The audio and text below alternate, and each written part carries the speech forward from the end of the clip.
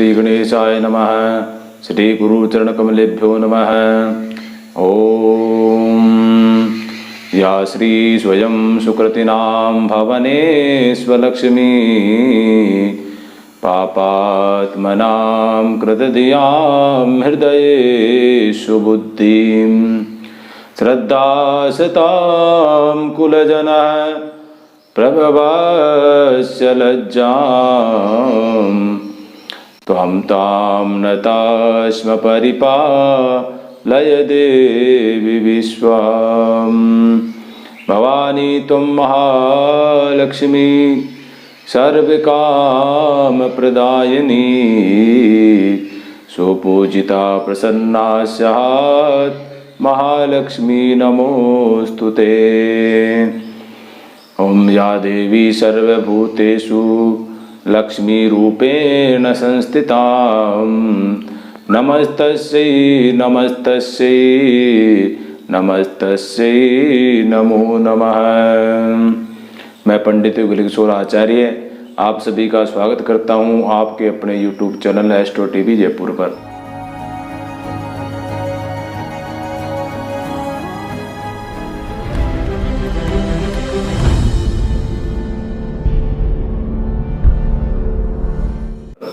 आज उपस्थित हुए हैं आपके समकक्ष पंच दिवसीय दीपोत्सव, जो अब की बार 6 दिन का होगा। क्यों होगा, पंच दिवस में क्या क्या देवी देवताओं का पूजन किया जाता है, किस प्रकार से किया जाता है, उसका सूक्ष्म रूप से विवरण आप लोगों के सामने प्रस्तुत कर रहे हैं। दीपों की श्रृंखला जो लक्ष्मी पूजन के अंदर 5 दिवसीय 6 दिवसीय जो कार्यक्रम होता है, वो सबसे प्रथम दीप प्रज्वलित करके किया जाता है। किसी भी शुभ कार्य को प्रारंभ करने से पहले दीपक प्रज्वलित किया जाता है।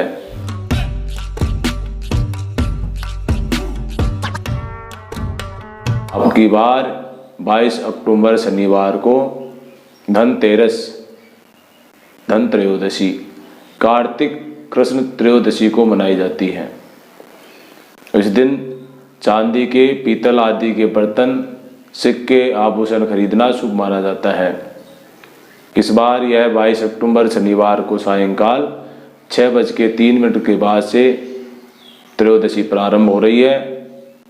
और किसी भी व्रत त्योहार का निर्णय लेने के लिए धर्म सिंधु, निर्णय सागर, मुहूर्त चिंतामणि इत्यादि ग्रंथों का सहारा लिया जाता है। उसमें लिखा हुआ है धर्म सिंधु के अंदर, तत्र सूर्यस्तमानोत्तर त्रिमुहूर्तात्मक प्रदोष व्यापिनी त्रयोदशी ग्राह्या। प्रदोष व्यापिनी त्रयोदशी 22 तारीख को रहेगी तथा 23 तारीख शनि रविवार को सायंकाल 6:04 तक रहेगी। अतः रविवार को त्रयोदशी तिथि प्रदोष काल में बहुत कम समय के लिए व्याप्त रहेगी। अतः राजस्थान व गुजरात में धनतेरस शनिवार 22 अक्टूबर को मनाना शास्त्र सम्मत रहेगा। कार्तिकशाचते पक्षे त्रयोदश्यां निशामुखे यम दीपम प्रतिदध्यात् अमृत्युं विनिश्यति। इस पर्व के लिए सूर्यास्त मान के पीछे 3 मुहूर्त यानी 6 घड़ी प्रदोष व्यापिनी त्रयोदशी ग्रहण करनी चाहिए।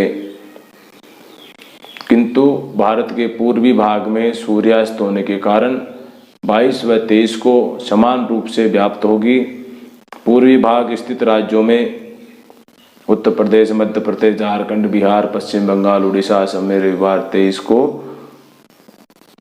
मनाई जाएगी। और जब समुद्र मंथन हुआ, धनवंतरी भगवान का प्रादुर्भाव हुआ, जो अनेकों प्रकार की औषधियाँ लेकर के इस पृथ्वी लोक पे पधारे,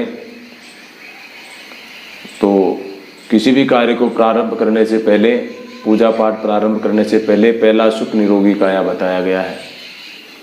अतः मनुष्य को सबसे पहले आपके स्वास्थ्य का ध्यान रखना चाहिए, उसके पश्चात ही किसी कार्य को करने के अंदर सक्षम रहेगा। शरीर माध्यम खलु सर्व साधनम। किसी भी कार्य को करने के लिए शरीर की, स्वस्थ शरीर का होना अति आवश्यक है। इसलिए हमारे इस पर्व के अंदर भी सबसे पहले शरीर के देवता, जो रोग इत्यादि के निवारक है, भगवान धन्वंतरी भगवान, उनका पूजन पाठ किया जाता है।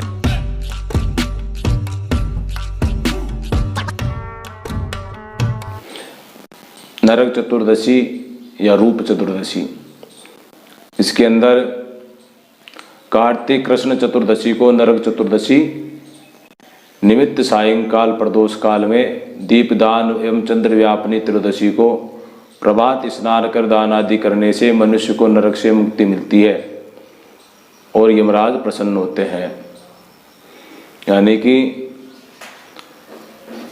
23 अक्टूबर के दिन रविवार को हमको यमराज का पूजन करना चाहिए और उनके निमित्त दीपदान इत्यादि कर करके और दक्षिण की तरफ मुँह करके उनको प्रणाम करना चाहिए और उनसे अकाल मृत्यु के कष्ट इत्यादि को दूर करने का वरदान मांगना चाहिए। और ये कहा भी गया है कि यमराज महाराज की जब कृपा हो जाए तो अकाल मृत्यु के भय से आदमी को मुक्ति मिल जाती है। अकाल मृत्यु वो मरे जो काम करे चंडाल का, काल भी उसका क्या बिगाड़े जो भक्त हो महाकाल का। और इसी प्रकार से 23 अक्टूबर रविवार सायंकाल 6:04 के बाद प्रदोष काल में चतुर्दशी आने पर नरक चतुर्दशी निमित्त सायं दीपदान करना जरूरी है और इसको हम छोटी दीपावली के रूप से भी मानते हैं। आगामी अरुणोदय काल में चंद्रोदय के समय भी चतुर्दशी होने से 24 अक्टूबर को सूर्योदय से पहले स्नान दान कर नरक चतुर्दशी मनाई जा सकती है। तो इस प्रकार से आपको ये पूजन करना चाहिए।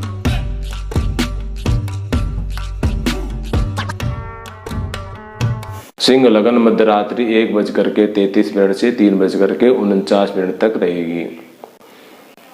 चौगड़ियों के हिसाब से चरका चौगड़िया सायंकाल 5:47 से रात्रि 7:23 तक, लाभ का रात्रि 10:35 से और 12:11 तक, शुभ अमृत मध्यरात्रि 1:47 से अंत रात्रि 4:15 तक रहेगा। इसमें सर्वश्रेष्ठ जिसके अंदर प्रदोष काल भी आ जाए और वृष लगन भी आ जाए, कुंभ का स्थिर नवांश भी आ जाए, तो वो समय रहेगा रात्रि 7:15 से 7:28 तक।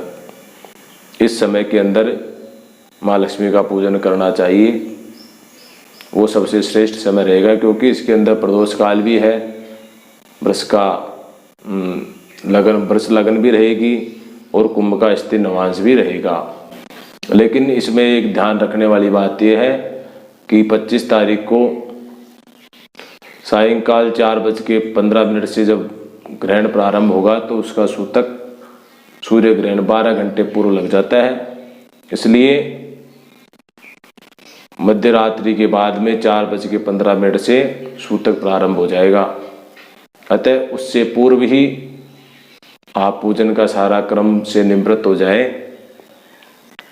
माँ लक्ष्मी की पूजन इत्यादि सारे कार्य को करके फ्री हो जाए, ताकि उसके बाद में सूतक काल प्रारंभ हो जब आपको किसी भी मूर्ति इत्यादि को छूना न पड़े। और माँ लक्ष्मी के पूजन के अंदर किस प्रकार से किया जाए, किन बातों का विशेष ध्यान रखा जाए, क्योंकि पूजन करने से ज़्यादा फल तब प्राप्त होता है जब विधि विधान के साथ में पूजन पाठ किया जाए। पूजा का मतलब ही यही है कि पूजन करने से आपके पुण्यों के अंदर वृद्धि हो,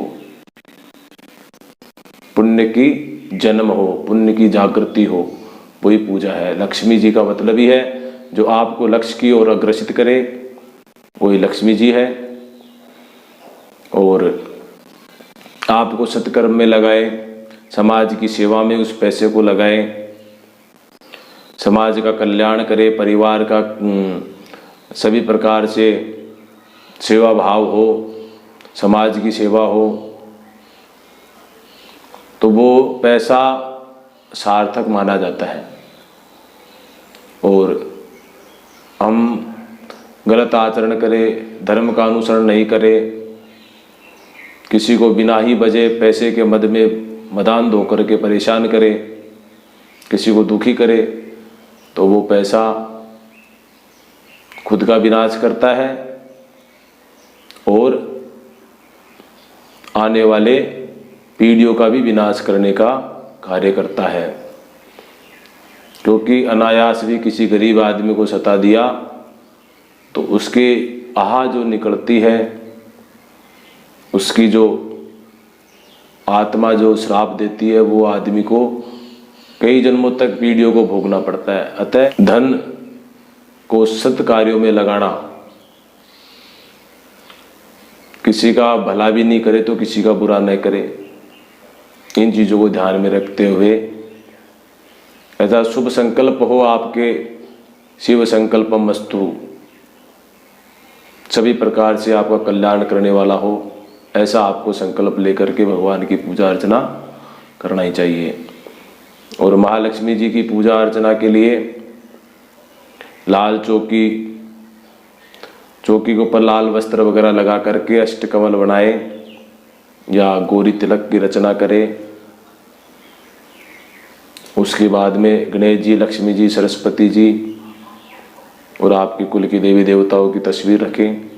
ताम्र पात्र में लोटा वगैरह के अंदर जल वगैरह रख के, पंच पल्लव लगा करके, नारियल वगैरह लगा के, और मातेश्वरी के लिए सुंदर वेश जैसे आप खुद पहनते हैं वैसे आपको भगवती को अर्पण करना चाहिए। क्योंकि ये कहा गया है कि भगवान को सामर्थ्य के अनुसार पूजन पाठ करना बहुत जरूरी है। आपको भगवान ने सब कुछ दे रखा है और आप सिर्फ बोले रोड़ी मोड़ी चावल कर दो भगवान के, तो वो शोभायमान नहीं रहता है। इसलिए जितना आपको सामर्थ्य दे रखा है भगवान ने, उस सामर्थ्य के अनुसार ही सामग्री लानी चाहिए, उस सामर्थ्य के अनुसार ही आपको पूजन पाठ करना चाहिए। और मैं तो ये कहूँगा कि कोई योग विद्वान पंडित जी आपको मिल जाए तो उनके माध्यम से आपको पूजन करवाना चाहिए। और नारियल वगैरह वस्त्र इत्यादि लगाए, सुहाग की सामग्रियाँ है वो अर्पण करे भगवती के। और रोड़ी मोड़ी चावल, चंदन, इत्र, केसर, गन्ना, खील और भी आपके लोकानुसार, आपके रीतियों के अनुसार जैसे आप पूजन पाठ करते आए हैं, उन सभी का ध्यान रखते हुए आपको उस कार्य को करना चाहिए। दीपक प्रज्वलित करें, दीपक के पास में कलश की, मिट्टी के कलश की स्थापना करें, पंच पल्लव लगाए, नारियल लगाए, माला, सुंदर लाल रंग की माला भगवान भगवती को अर्पण करें और सुंदर तरीके से भगवती के जो चौकी है उसको सजाएं ताकि वो बहुत ही सुंदर भगवती का श्रृंगार आप जितना कर सकते हैं वो उस हिसाब से आपको सुंदर मंदिर को सजा करके भगवती का पूजन अर्चन करना चाहिए। फिर गणेश जी को षोडश मातृका, आपके नवग्रह देवता, कुल के देवी देवता है, असंख्य रुद्र कलश देवता है, दीपक देवता है, उनका सभी का पूजन करें। सबके चंदन अक्षत पुष्प अर्पण करें, नैवेद्य लगाए। नैवेद्य के बाद में फिर प्रसाद वगैरह लगा करके, नैवेद्य लगा करके उसके बाद में फल वगैरह लगाए। फल के बाद में सुपारी, लौंग, इलायची वगैरह लगा करके दक्षिणा अर्पण करते हुए भगवती अपने जो भी देवी देवता हैं उन सभी से क्षमा प्रार्थना मांगे कि हमसे जैसी भी पूजा अर्चना बनी है, हमने आपकी पूजा अर्चना की है, आप हमारी पूजा को स्वीकार करें और हमें शुभ आशीर्वाद प्रदान करें। और आपके भाव है किसी विशेष चीज़ को चढ़ाने का, वो उपलब्ध नहीं है आपके पास, तो आप मानसिक रूप से भी भगवती को अर्पण कर सकते हैं, उससे भी आपकी पूजा को स्वीकार किया जाता है। और महाकाली, महालक्ष्मी, माँ सरस्वती का पूजन करना चाहिए। और आप शुभ संकल्प के साथ में समाज की, परिवार की सेवा कर सके, ऐसा आशीर्वाद आप मांगे। और माँ लक्ष्मी से आप मांगे कि हे माँ लक्ष्मी, आपके 8 प्रकार के स्वरूपों के साथ में आप हमारे यहाँ पधार करके हमारी पूजा को स्वीकार करें और हमारी सभी मनोकामनाओं को पूर्ण करें। इस प्रकार से पूजा अर्चना करनी आवश्यक है। कुबेर देवता है, कुबेर देवता का पूजन करें, लक्ष्मी जी का पूजन करें, आप यदि किसी दुकान वगैरह या प्रतिष्ठान में पूजन कर रहे हैं तो वहाँ पे आपके बही खाता हुए, कलम हुई और आपके कोई तराजू वगैरह है उनका पूजन करें। एक भगवती को विशेष रूप से कमलगट्टा, साबुत धनिया, साबुत हल्दी और चांदी का सिक्का, ये जरूर आप उनको अर्पण करें। और भी अनेकों प्रकार की कमल का फूल है, कमल का फूल अर्पण करें आपकी सामर्थ्य के अनुसार। नहीं तो 2 कमल के फूल, 8 कमल के फूल, 11 कमल के फूल अर्पण करें। और माँ लक्ष्मी जी के पास में हाथी रखे, 2 हाथी कम से कम भगवती के पास हो। और तस्वीर भी भगवती की ऐसी होनी चाहिए जिसके अंदर हाथी माता जी का अभिषेक कर रहा हो। इस प्रकार की सभी चीज़ों का ध्यान रखते हुए पूरे विधि विधान के साथ में, भाव के साथ में भगवती का पूजन अर्चन करना चाहिए और उनसे प्रार्थना करनी चाहिए, हे भगवती, मैं अज्ञानी हूँ, मैं किसी प्रकार की पूजा पाठ करना नहीं जानता हूँ, जैसा आपने करवाया है वैसे मैंने पूजन अर्चन किया है। आप प्रसन्न होकर के हमें शुभ आशीर्वाद प्रदान करें, हमारे घर के अंदर अन्न धन लक्ष्मी का, रिद्धि सिद्धि का भंडार हो, ऐसा शुभ आशीर्वाद हमें प्रदान करें। नाना सुगंधि पुष्पाणि यथा कालोद्भवानि च पुष्पांजलिर्मया दत्तं गृहाण परमेश्वरी। इस प्रकार से पूजन अर्चन करें।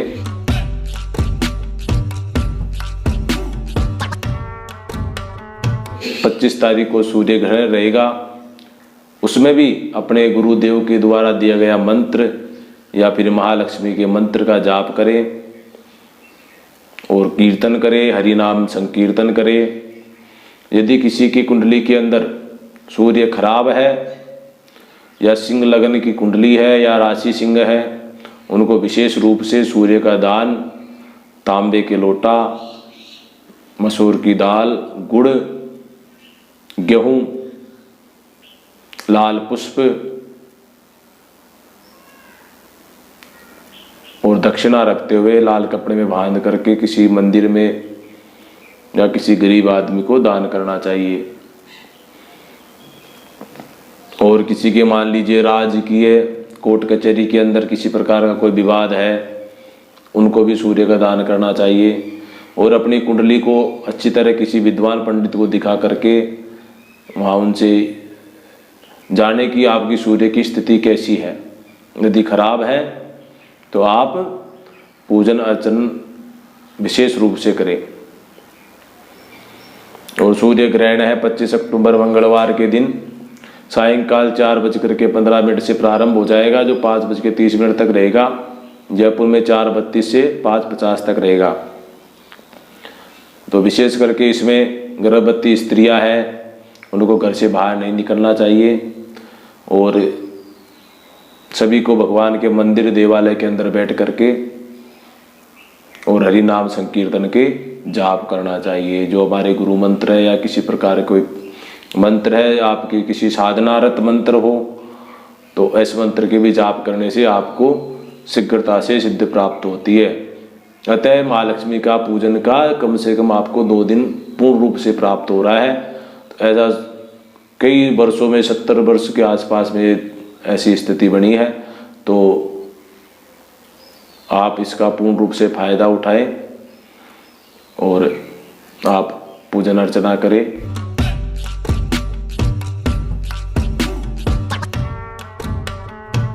और 26 तारीख को अन्नकूट का कार्यक्रम रहेगा, जिसमें गोवर्धन पूजन होता है। तो 26 तारीख के दिन भगवान गोवर्धन जी का पूजन करें। मंदिरों के अंदर कड़ी बाजरा का निर्माण होता है, तो वहाँ भी आपकी धान्य इत्यादि का दे करके और प्रसाद ग्रहण करें। साथ में कुछ दक्षिणा अर्पण करें। दक्षिणा का बड़ा महत्व होता है। ये भी कहा गया है कि गवाम क्रीड़ा दिने यत्र रात्रो दर्शित चंद्रमा सोमो राजा पशुन हंति सुरभि पूजा कास्तता। इसलिए कार्तिक शुक्ल की 26 तारीख को ये इसी सिद्धांत के अनुसार पूजन अर्चना किया जाएगा।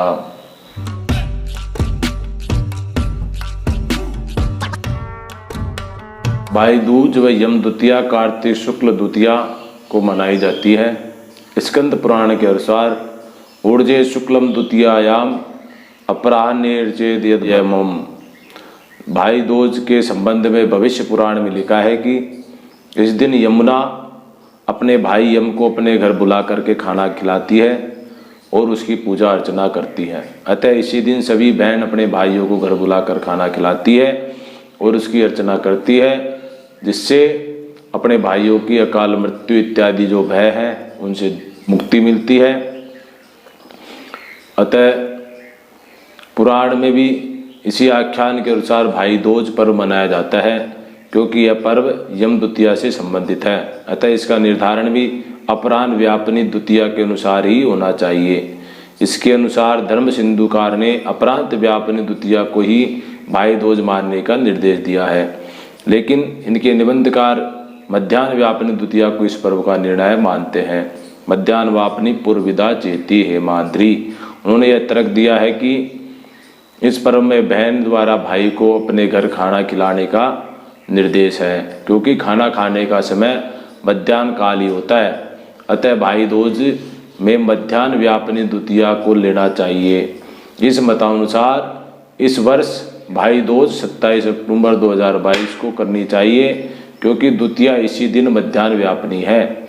यम द्वितीया तो 26 अक्टूबर 22 को ही माननी होगी, क्योंकि इस दिन अपरांत व्यापनी है। दिनांक 26 और 27 अक्टूबर को मध्याह्न काल भारतीय स्टैंडर्ड टाइम के अनुसार 11:03 से 1:17 तक और अपरांत काल 1:17 से 3:30 तक रहेगा। आप हमारे चैनल पर नए हैं तो इसको सब्सक्राइब करें और बेल आइकन को दबाएं, ताकि इसी प्रकार के वीडियो आप तक पहुंच सके। सभी को 6 दिवसीय दीपोत्सव की बहुत बहुत शुभकामनाएं। महालक्ष्मी आपके घर के अंदर रिद्धि सिद्धि शुभ लाभ सहित 8 स्वरूपों के अंदर पधारें और आपके सभी प्रकार की मनोकामनाओं को पूर्ण करें। जय महालक्ष्मी।